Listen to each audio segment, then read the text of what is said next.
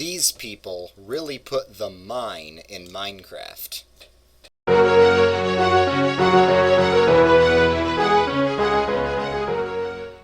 Hey guys, welcome back to Nations of Minecraft. So, while all the other countries of the world are fighting over global politics, Thero is literally just mining its own business. I'm so funny, right? The Kingdom of Thero is located here in the center east along the Wilbur Ocean, and since it's centered around the city of Thero, it can be broken up into three main parts. There is, the city of Thero itself, which is a very packed and medieval-looking city. There are the suburbs surrounding it, which look like medieval suburbs, a lot of manor houses and stuff. The suburbs are like the orange area. And then there's this rural area with a few scattered towns like this. So yeah, it's a very simple division. There's the city, there's the suburbs, and there's the rural area to the north. So this is a biome map. All of these biomes are pretty dry, not great for farming, which is why the economy of Thero centers around mining. So there's some snowy bush, some acacia, some desert, and some bamboo. That's all you really need to know. None of them are great for farming, which is why they do a lot of mining, and they import most of their food from other countries, specifically Durlan, which we'll talk about later. This is a population map, and it's pretty intuitive because the more urban areas are more populated and the more rural areas are less populated, and each town is more populated than the surrounding area. This is a temperature map. Interestingly, Thero is a lot colder than a lot of the other countries at the same latitude. That's because there's this weird wind blowing from the north that makes basically the whole country very cold. So most of Thero is actually cold. Most of it's snowy. Just if you go a bit east, it gets a little bit warmer. And this is a humidity map. For the most part, it's very dry. You have the desert here, and it's a little bit more wet down here, but never gets great rainfall. So it's cold, dry, terrible for farming. So now this is a language map. The whole country speaks Theronian, which is the primary Ravinian language that's spoken these days. Now, Thero isn't the only place that speaks Theronian. All of Minlia and this northern part of Genesis also speak Theronian. It's sort of like a Ravinian lingua franca. And these, not only do these parts speak the same language, they're also very culturally similar to Thero, and in the history segment we're going to talk about why they're not actually part of Thero. So this is the history. So Thero comes from the Navika Empire. Thero was a city in the Navika Empire that didn't really like the Navika Empire that much. The reason for this goes back, we're going to have to rewind history, back to when Ravinia was a thing, and Ravinia, the whole region, does not like the Navikid Empire. Did not like the Navikid Empire when it was a thing. So the Navika Empire was centered here, and Navika and Ravinia, which was rivals with Navika, didn't like being ruled by Navika. So back in the days of the Green Plateau, Ravinia and Navika were both provinces, and they were rivals. They were rivals for many reasons. First of all, they were competing over who had a better military, who could mine better. And during the Civil War, at first, Ravinia was on the side of the Green Plateau, Navika was on the side of the Blue Plateau, and then they switched. So they switched just because they hated each other that much. So historically, they have a lot of rivalry, and that rivalry goes back to ancient times, which I'm not going to get into. I explained it more in the Minlia episode. But basically, Naviket speaks Distant, which is a language that originated in Ravinia, so Ravinia feels like Naviket appropriated their culture. All you need to know, long story short, this region and this region historically don't like each other that much. So during the Titan War, the Titans conquered Durlan, and then from both directions they invaded Ravinia, and Navika was about to be invaded too.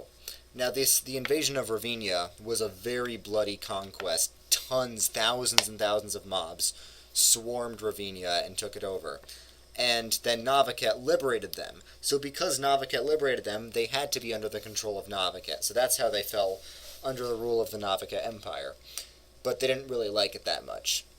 So they still kept developing their city just as they were doing, and they made a really awesome looking city.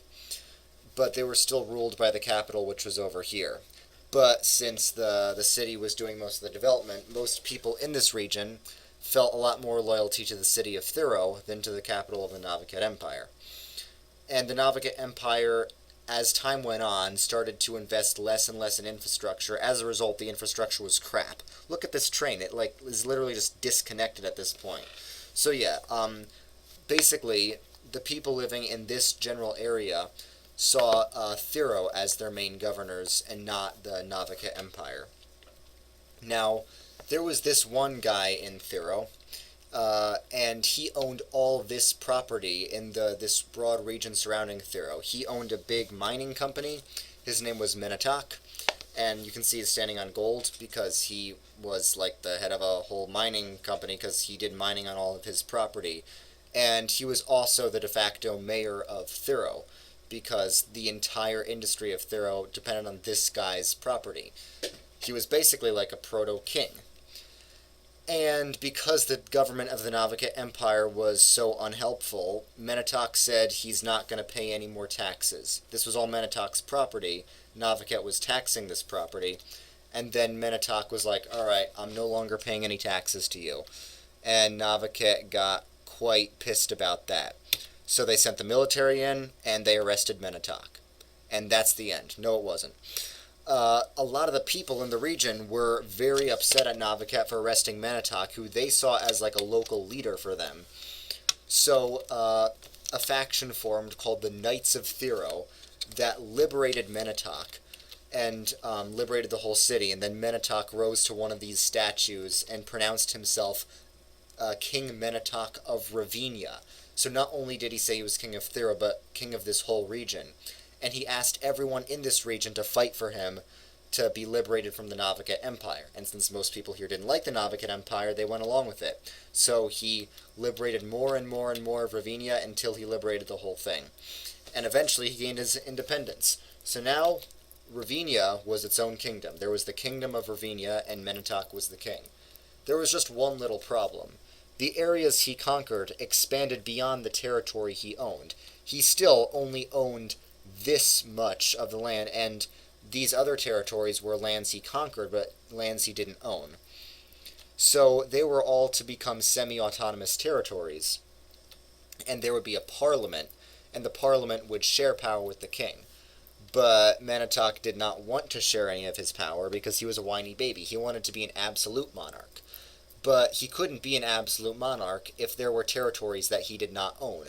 So, he kind of, he didn't want to bother trying to incorporate these territories into his property. He figured he would rather be an absolute monarch over a smaller kingdom than a non-absolute monarch over a larger kingdom. So he just let these areas go free, and the kingdom of Ravinia became the kingdom of Thero. All these three territories gained independence. But he still maintained a lot of cultural ties to these areas, and he was still a cultural head for like all of Minlia and parts of these two territories. And then, when the Great Durlan War started and those two southern territories got invaded by Durlan, he actually sent troops to help because he had many of his own people living in these, well, not territories, these countries now.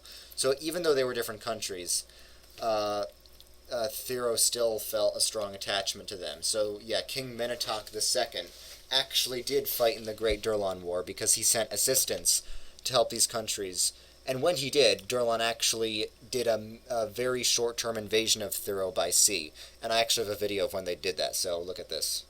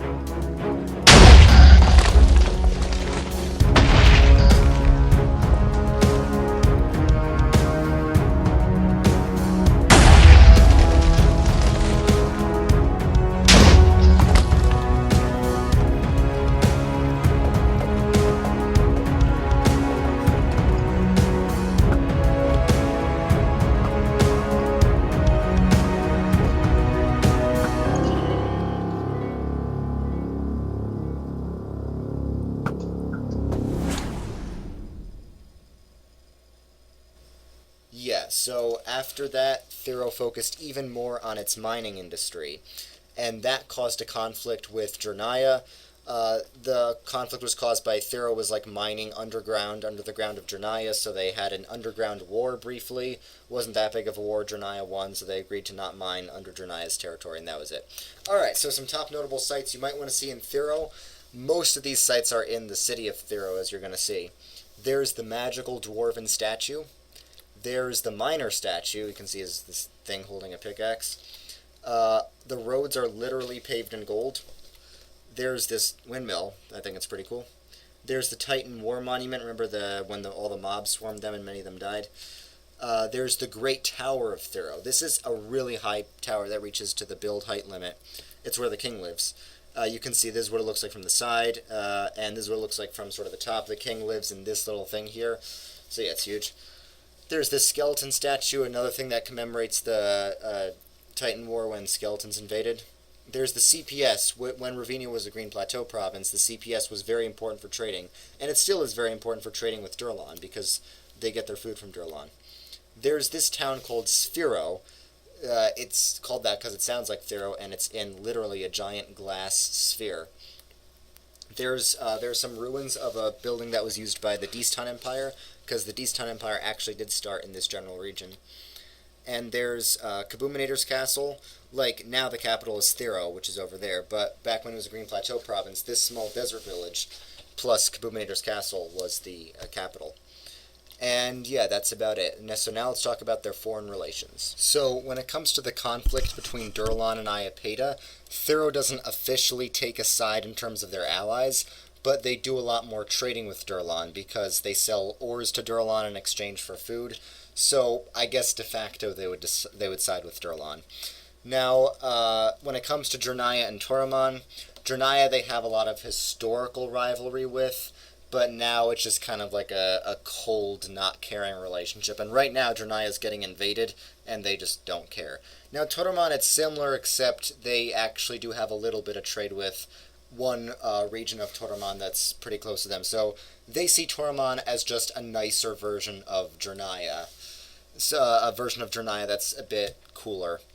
Now, when it comes to Genesis, they see Genesis as their brother who has gone astray. They think it's kind of cringe how Genesis is like, they're all like religious fanatics, except they do like Kadia, which is the region of Genesis that's not Christian, and is actually ethnically and culturally Theronian. But of course, their best friend is Minlia. They're not even their best friend. Minlia is like their little sister, and they're extremely protective of Minlia, and they always will be, because Minlia is the same country as them in everything except politics.